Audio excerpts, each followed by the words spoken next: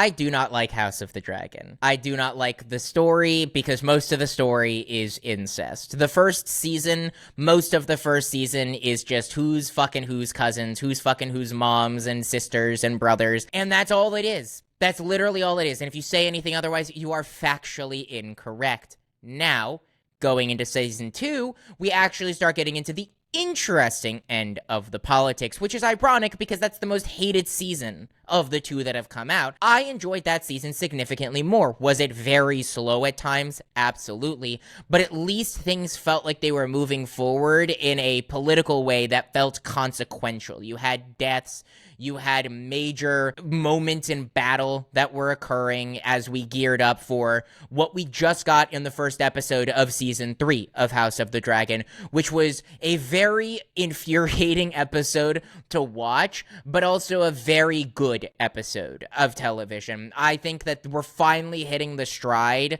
with House of the Dragon where we're starting to see the actual ramifications of the actions that have unfolded. Now, the reason this was an infuriating episode to watch is, God damn it, Jace, why? Like, I knew this motherfucker was gonna die when he locked his mother in a cage. It was written on his face. I thought he was gonna die last season, to be honest with you, after his brother died. But man, when he locked his mother with, like, I liked him as a character. I thought he was actually pretty interesting. And even when he was annoying and pushing against his mother, it was pretty annoying. But I think he brought some interesting viewpoints to the conversation. I do have to admit, though, I did not feel that sad when he died because he did it to himself. I am sorry. The other reason this was infuriating to watch is because why would you bring an untamed dragon to a battle that you wanted to win?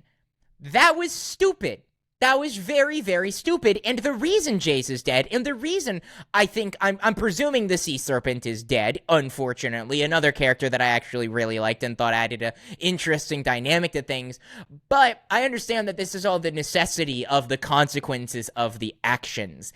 And I think that now that we're starting to pay off even more and more consequentially, I mean, we had 2 major deaths in one episode, presumably, and others coming up. I mean, hell, the king has been captured and is being brought to the queen to likely be beheaded. I don't know exactly what will happen, but he has been captured. Overall, though, I do find it quite intriguing.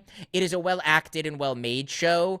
I just don't like a lot of what we had to get through to lead into this.